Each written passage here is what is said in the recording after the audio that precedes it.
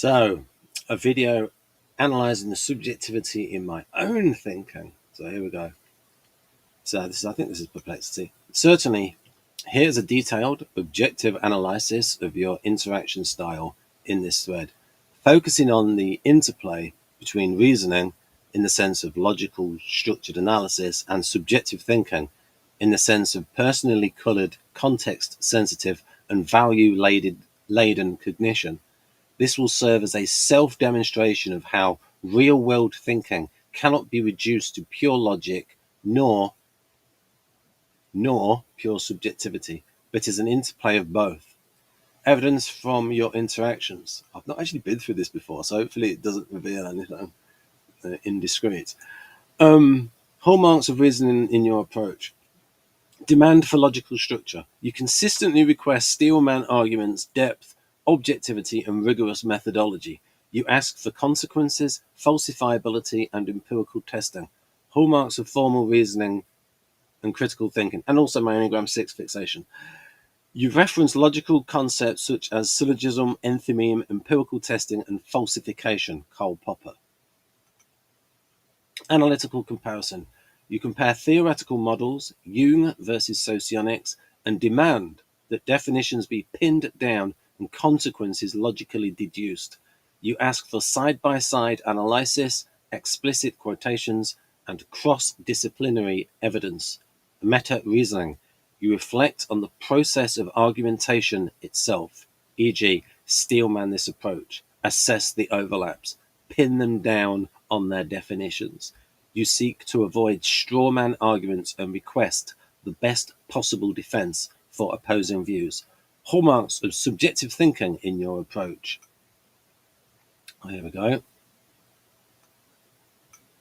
Personal context and values. You reference your own cognitive style. I am a subjective thinker. I am Enneagram 6 fixated. I am very much doubtful even of what I say myself. You are highly aware of the influence of values, priorities, and context on the interpretation and argumentation. You explicitly request that the analysis consider how values and subjectivity color reasoning.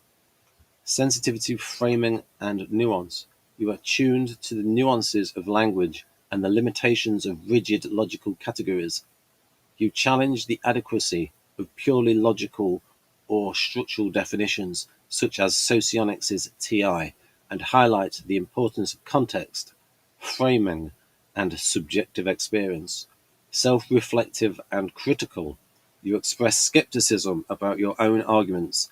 I am very much doubtful even of what I say myself. You ask for your own reasoning to be assessed, indicating an openness to metacognitive critique.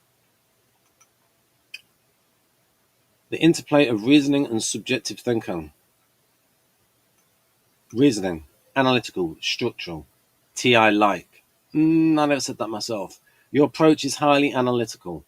You break down arguments into premises and consequences, demand logical consistency, and insist on rigorous definitions and evidence. Example, your repeated requests for falsifiability, predicted consequences, and empirical testing are classic reasoning strategies. You engage in meta-reasoning. You reflect on the nature of argumentation itself and seek to avoid logical fallacies and rhetorical shortcuts. Subjective thinking, personal, contextual, value-driven. Your reasoning is deeply colored by subjectivity. You are aware that values, context, and personal experience shape interpretation and argumentation. Example, you frequently remind me to account for values, priorities, and framing in both your own and socionics' arguments. You display epistemic humility.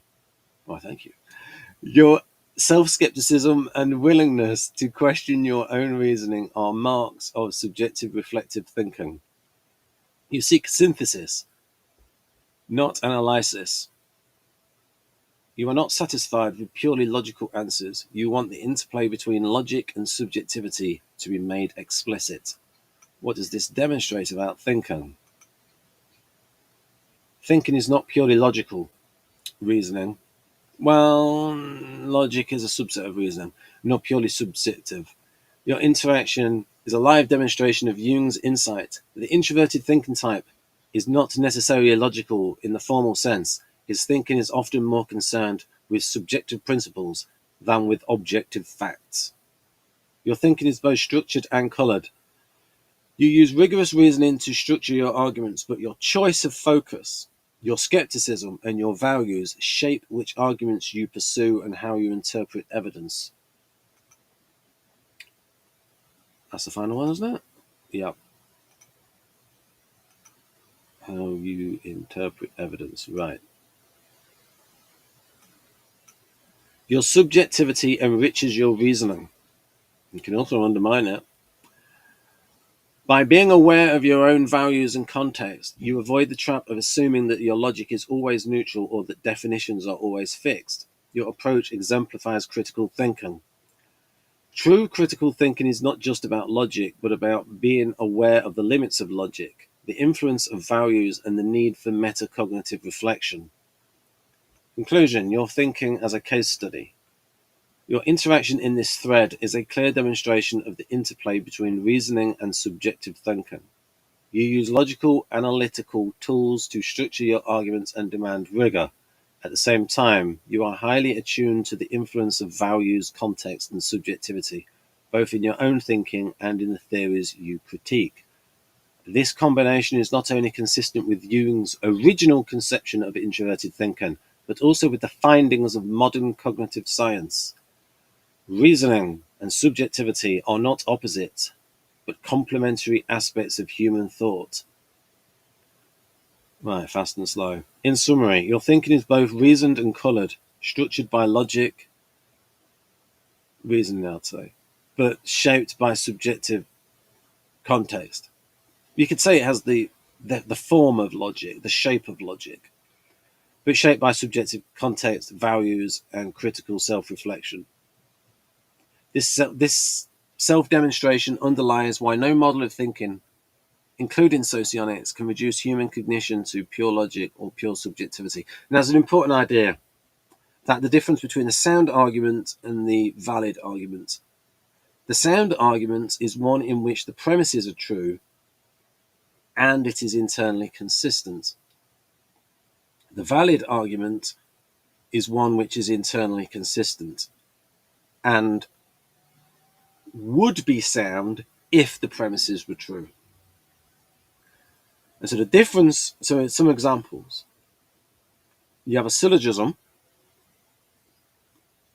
where from two, you can have from two premises. If the premise is necessary, then the conclusion is sound.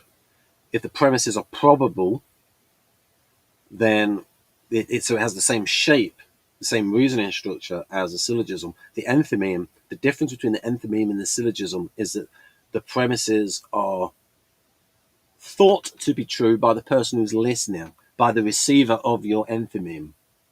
And therefore, the conclusion is deemed to be true.